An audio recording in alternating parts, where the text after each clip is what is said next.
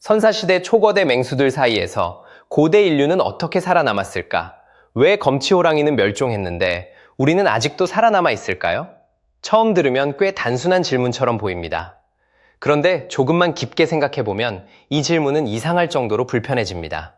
검치호랑이는 몸무게가 거의 300kg에 달했습니다. 송곳니는 30cm 가까이 되었고 그 이빨 한 번이면 들소의 목덜미를 뚫고도 남았죠. 풀숲에서 튀어나오는 속도는 시속 50km에 가까웠습니다. 이 맹수에게 긴 추격전은 필요하지 않았습니다. 조용히 숨어 있다가 정확한 순간에 뛰쳐나와 3초도 안 되는 시간 안에 모든 걸 끝내면 됐습니다. 그럼 인간은 어땠을까요? 이빨은 납작했습니다. 손톱은 물렀습니다. 숲속의 거의 모든 동물보다 느렸습니다. 어둠 속에서는 눈이 거의 쓸모없었고 코도 멀리 있는 맹수 냄새를 미리 알아챌 만큼 예민하지 않았습니다. 심지어 인간의 아기는 태어나고 1년쯤 지나야 겨우 걷기 시작합니다. 반면 대부분의 동물 새끼들은 태어난 첫날부터 일어서고 바로 도망칠 수 있습니다. 생물학적인 기준으로만 보면 검치호랑이는 살아남기 위해 태어난 존재였습니다. 인간은 솔직히 말하면 잡아먹히고 사라지기 딱 좋은 존재에 가까웠습니다. 그런데 지금 우리는 여기에 있습니다. 검치호랑이는 사라졌고요. 제가 이 질문에 끌리기 시작한 건 아주 작은 단서 하나 때문이었습니다. 거창한 통계도 아니고 어려운 진화론 논문도 아니었습니다. 3살짜리 아이의 두개골, 그리고 그 위에 남아있던 작은 구멍 2개였습니다. 그 흔적은 어떤 교과서도 쉽게 말하지 않는 사실을 너무 조용하게, 하지만 너무 선명하게 보여주고 있었습니다. 저는 보치입니다. 이 채널은 첫 번째 대답에서 멈추지 않는 사람들을 위한 곳입니다. 구독과 알림 설정을 해두시면 이런 이야기를 계속 이어갈 수 있습니다. 그럼 먼저 가장 어두운 부분부터 보겠습니다. 우리를 사냥했던 존재들입니다. 그들이 얼마나 위험했는지 제대로 느껴야 그 다음 이야기가 보입니다. 우리를 사냥했던 것들은 그냥 무서운 동물이 아니었습니다. 그들은 수백만 년의 진화를 거쳐 큰 동물을 가장 효율적으로 죽이도록 만들어진 결과물이었습니다. 그리고 작은 몸, 짧은 이빨, 발톱도 없는 인간은 그들의 식단 위에서 너무 쉬운 표적이었습니다. 먼저 검치호랑이부터 다시 보죠. 앞에서 기본적인 수치는 말했지만 더 중요한 점이 있습니다. 이 동물은 오래 쫓아가는 사냥꾼이 아니었습니다. 숨어 기다리는 사냥꾼이었습니다. 키 큰 풀숲 속에서 몇 시간이고 꼼짝하지 않은 채 기다리다가 먹이가 정확한 거리 안으로 들어오는 순간 튀어나옵니다. 몸을 일으킨 순간부터 사냥이 끝나는 순간까지 3초도 걸리지 않았습니다.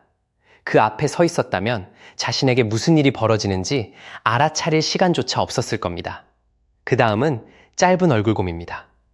2발로 서면 키가 거의 4m, 몸무게는 1톤에 가까웠습니다. 그런데 정말 이상한 건 덩치가 아니었습니다. 속도였습니다. 1톤짜리 동물이 시속 60km가 넘는 속도로 달릴 수 있었습니다. 쉽게 말하면 도심을 달리는 오토바이 속도입니다. 게다가 오늘날의 곰처럼 이것저것 가리지 않고 먹는 잡식성도 아니었습니다. 거의 순수한 육식동물에 가까웠죠. 이 녀석이 당신을 발견했다면 거리는 더 이상 안전장치가 아니었습니다. 동굴 하이에나는 덩치만으로 압도하는 동물은 아니었습니다. 제가 읽다가 멈칫했던 건 턱 힘이었습니다. 성인 인간의 턱 힘은 대략 70kg 정도입니다. 그런데 동굴 하이에나의 턱 힘은 거의 500kg에 달했습니다. 이 동물은 먹이를 꼭 죽인 뒤에 먹을 필요도 없었습니다. 게다가 20마리 가까운 무리로 밤에 사냥했습니다. 인간의 눈이 거의 무용지물이 되는 바로 그 시간의 말입니다. 다이어울프는 30마리 가까운 무리로 움직였습니다.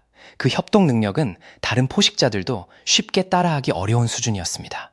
공포새는 키가 3m에 달했습니다. 그 부리는 쪼기 위한 도구라기보다 위에서 내리찍는 망치에 가까웠습니다. 한 번이면 두개골을 깨트릴 수 있는 힘이 있었죠. 동굴 사자는 현대의 사자보다 더 컸고 무리를 지어 사냥했습니다. 어디를 가든 인간은 자신을 잡아먹고 싶어하는 존재들의 명단 한가운데에 서 있었습니다. 더 쓰라린 사실도 있습니다. 우리와 가장 가까운 친척인 침팬지는 성인 인간보다 3배는 강합니다. 송곳니가 있고 나무도 훨씬 잘 탑니다. 그런데 그런 침팬지조차 표범의 먹이가 되는 일이 흔했습니다. 우리는 침팬지보다 느렸고 약했습니다. 침팬지가 가진 장점 중에서 우리가 더 잘하는 것도 거의 없었습니다. 단 하나만 빼고요. 그 하나는 조금 뒤에 이야기하겠습니다. 그 전에 더 불편한 질문을 정면으로 봐야 합니다. 저 동물들이 얼마나 무서웠느냐가 아니라 그런 세계 속에서 인간은 실제로 얼마나 약했느냐는 질문입니다. 1924년 남아프리카에서 인류학자 레이먼드 다트는 근처 석회암 채석장에서 보내온 상자를 열었습니다. 그 안에는 3살쯤 된 아이의 두개골이 들어있었습니다. 인류의 아주 먼 조상 중 하나였습니다. 다트는 그 두개골을 한참 동안 이리저리 살폈습니다. 그러다 두 눈구멍 근처에 작게 뚫린 구멍 두 개에서 멈췄습니다. 두 구멍 사이의 간격은 표범의 송곳니 간격과 거의 완벽하게 맞아떨어졌습니다. 그 아이는 사고로 죽은 게 아니었습니다. 잡아먹힌 것입니다. 그리고 그 아이는 우리의 조상 중 하나였습니다. 진실은 이렇습니다. 수백만 년 동안 인간은 사냥꾼이 아니었습니다. 우리는 먹잇감이었습니다. 가끔 운이 나빠 공격당하는 정도가 아니라 생물학적인 의미에서 먹잇감이었습니다. 먹이사슬의 꼭대기가 아니라 중간쯤에 걸려있던 존재였던 겁니다. 우리 몸을 한번 보세요. 똑바로 서는 자세는 멋있어 보입니다. 하지만 초원에서는 우리를 가장 눈에 잘 띄는 표적으로 만들었습니다. 멀리서 봐도 다른 동물들은 우리가 무엇인지 쉽게 알아볼 수 있었습니다. 우리의 눈은 낮에는 쓸만하지만 해가 지면 거의 힘을 잃습니다. 하필 그때 대부분의 포식자들이 움직이기 시작합니다. 귀는 풀숲 속 발소리를 충분히 예민하게 잡아내지 못했고 코는 안전한 거리에서 맹수 냄새를 맡을 만큼 뛰어나지 않았습니다. 그리고 인간의 아기는 계속 웁니다. 자주 울고 오래 울고 스스로 조용히 살아남을 능력도 없습니다. 걷는 데만 1년이 걸리고 혼자 살아갈 수 있을 만큼 자라는 데는 거의 10년이 필요합니다. 주변의 모든 것이 성인 한 명을 몇 초 안에 죽일 수 있는 세계에서 인간의 갓난아기는 자연이 만든 것 중 가장 무방비한 존재에 가까웠습니다. 모든 생물학적 기준으로 보면 인류는 뚜렷한 흔적을 남기기도 전에 오래전에 사라졌어야 합니다. 조상들이 살던 세계는 실수를 허락하지 않았습니다.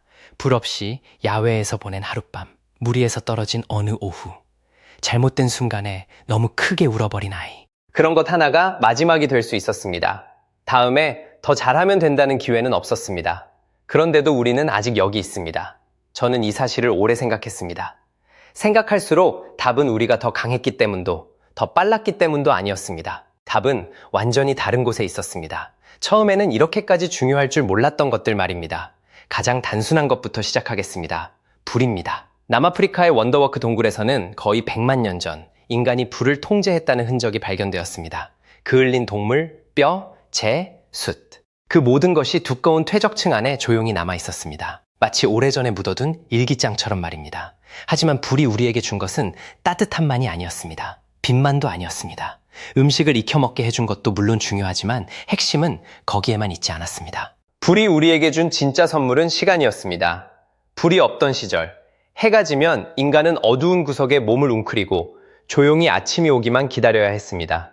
하지만 불이 생기자 인간은 매일 밤 서너 시간을 더 얻었습니다.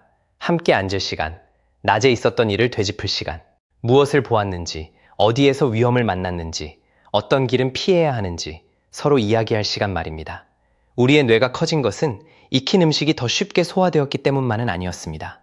어느 순간부터 매일 밤 모닥불 옆에서 처리해야 할 정보가 너무 많아졌기 때문이기도 했습니다. 그 다음은 지구력입니다. 저는 이 부분이 이 이야기 전체에서 가장 이상하게 느껴졌습니다. 인간이 느리다는 건 굳이 설명할 필요도 없습니다. 하지만 지구상의 어떤 맹수도 인간처럼 할 수 없는 일이 하나 있습니다. 과열로 쓰러지지 않고 몇 시간 동안 계속 달리는 일입니다. 우리는 땀을 흘립니다. 너무 평범하게 들리죠. 그런데 이것은 자연이 만들어낸 가장 특별한 생물학적 능력 중 하나입니다. 대부분의 포식자는 헐떡이며 열을 식힙니다. 문제는 달리면서 동시에 제대로 열을 식힐 수 없다는 것입니다. 어느 정도 달리면 몸이 뜨거워지고 결국 멈춰야 합니다. 인간은 달랐습니다. 이 전략을 지구력 사냥이라고 부릅니다. 먹잇감을 최고 속도로 따라잡는 방식이 아닙니다. 천천히, 꾸준히, 하지만 충분히 끈질기게 따라갑니다.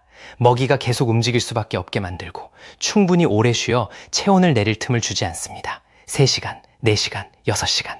동물은 달리다 멈춰 숨을 고르고 뒤를 돌아봅니다. 그런데 인간이 아직도 거기에 있습니다. 그래서 또 달립니다. 그렇게 반복하다가 결국 비틀거리고 쓰러집니다. 그때 인간은 천천히 걸어가면 됩니다. 이 행성 전체에서 그 일을 끝까지 해낼 수 있는 동물은 인간뿐이었습니다. 세 번째는 규칙을 읽는 능력입니다. 부러진 나뭇가지는 방금 무언가가 지나갔다는 뜻입니다. 뒤집힌 흙은 어떤 동물이 땅을 팠다는 뜻입니다. 발자국은 종을 알려주고 몸집을 알려주고 얼마나 전에 지나갔는지도 말해줍니다. 우리는 주변 세계를 지도처럼 읽기 시작했습니다. 더 중요하게는 우리를 사냥하던 존재들까지 추적하기 시작했습니다. 우리가 먹잇감을 추적하듯이 말입니다. 그들의 이동 시간, 자주 지나는 길, 피해야 할 장소, 위험한 시간대, 안전한 방향까지. 이런 지식은 세대를 거치며 계속 쌓였습니다. 유전자에 새겨졌기 때문이 아닙니다. 우리가 서로에게 이야기해 주었기 때문입니다. 하지만 불, 지구력, 그리고 규칙을 읽는 능력. 이 세 가지를 모두 합쳐도 아직 가장 중요한 것은 아닙니다. 인류를 진짜로 구한 것은 제가 이 이야기를 처음 파고들 때는 전혀 예상하지 못했던 것이었습니다. 2001년 조지아의 드마니시에서 고고학자들은 약 180만 년 전에 인류 화석을 발굴했습니다. 겉으로 보면 특별할 것 없어 보이는 뼈였습니다. 그런데 턱을 확인하는 순간 이야기가 달라졌습니다. 이 사람은 죽기 훨씬 전부터 이가 거의 모두 빠져 있었습니다. 죽을 때 빠진 것이 아니라 여러 해 전에 빠져 있었습니다. 그리고 턱뼈는 그 빈자리 주변으로 완전히 아물어 있었습니다. 이가 없으면 고기를 씹을 수 없습니다. 날 것을 먹기도 어렵습니다. 냄비도 없고 믹서도 없고 부드럽게 갈아 놓은 음식도 없던 세계였습니다. 자연에서 구한 것 말고는 아무것도 없던 시절이었습니다. 그런 세계에서 이를 잃은 사람은 몇 주 안에 굶어 죽었어야 합니다. 그런데 이 사람은 몇 년을 더 살았습니다. 누군가가 대신 음식을 씹어 주었거나 아주 부드럽게 익혀 주었거나 삼킬 수 있는 음식을 찾아 주었다는 뜻입니다. 하루하루, 해마다. 자기 몸 하나 챙기기도 버거운 세계에서 말입니다. 이 일은 호모사피엔스가 지구에 나타나기도 전 180만 년 전에 이미 일어났습니다. 연민은 우리가 충분히 강해진 뒤에야 얻은 사치품이 아니었습니다. 오히려 그보다 먼저 있었습니다. 우리가 아직 아무것도 아니던 시절부터 이미 있었습니다. 이라크의 샤니다르 동굴에서도 비슷한 이야기가 나옵니다. 6만 년 전에 네안데르탈인 뼈입니다. 이 남자는 한쪽 팔이 부러졌다가 아문 흔적이 있었고 한쪽 눈은 보지 못했으며 관절염이 심해 정상적으로 걷기조차 어려웠습니다. 사냥도 어렵고 싸움도 어렵고 스스로를 지키는 것도 거의 불가능했을 겁니다. 그런데 그는 40세쯤까지 살았습니다. 그의 무리는 그를 돌봤습니다. 그가 쓸모 있어서가 아니라 그가 그들 중 한 사람이었기 때문입니다. 어떤 포식자도 이런 방식으로 살지 않습니다. 사냥하지 못하는 사자는 굶어 죽습니다. 무리보다 약해진 하이에나는 뒤처집니다. 자연은 돌봄을 쉽게 허락하지 않습니다. 거의 단 하나의 종을 제외하고요. 그리고 바로 그 바탕 위에서 다른 모든 것이 가능해졌습니다. 옆 사람을 돌보는 존재는 옆 사람과 협력하는 방식도 달라집니다. 늑대처럼 본능적인 무리 행동만 하는 것이 아닙니다. 의도를 가진 역할 분담을 시작합니다. 누군가는 먹이를 절벽 쪽으로 몰고 누군가는 아래에서 기다리고 누군가는 도망칠 길을 막습니다. 언어는 어떤 동물도 상상하지 못한 계획을 엮어냈습니다. 그리고 어느 순간 누군가는 멀리서 창을 던지는 방법을 떠올렸습니다. 포식자들이 한 번도 겪어보지 못한 공격 방식이었습니다. 막는 법을 배운 적도 없었습니다. 날카로운 창을 든 5명의 인간, 그리고 하나의 계획. 그것만으로도 침팬지 무리 전체를 흩어지게 만들던 존재를 쓰러뜨릴 수 있었습니다. 실제로 우리는 그런 일을 여러 번 반복했습니다. 더 이상 사냥할 대상이 남지 않을 때까지 말입니다. 약 5만 년 전, 인간은 아프리카를 떠나기 시작했습니다. 유럽으로, 아시아로, 그리고 더 먼 곳으로 이동했습니다. 그런데 인간이 도착한 곳마다 비슷한 패턴이 반복됩니다. 검치호랑이는 약 1만 년 전 사라졌고, 동굴사자는 약 1만 4천 년 전, 짧은 얼굴곰은 약 1만 1천 년 전 사라졌습니다. 매머드, 공포새, 거대 나무늘보까지. 거대한 동물들은 인간의 발자국이 나타난 뒤 몇천 년 안에 차례로 사라졌습니다.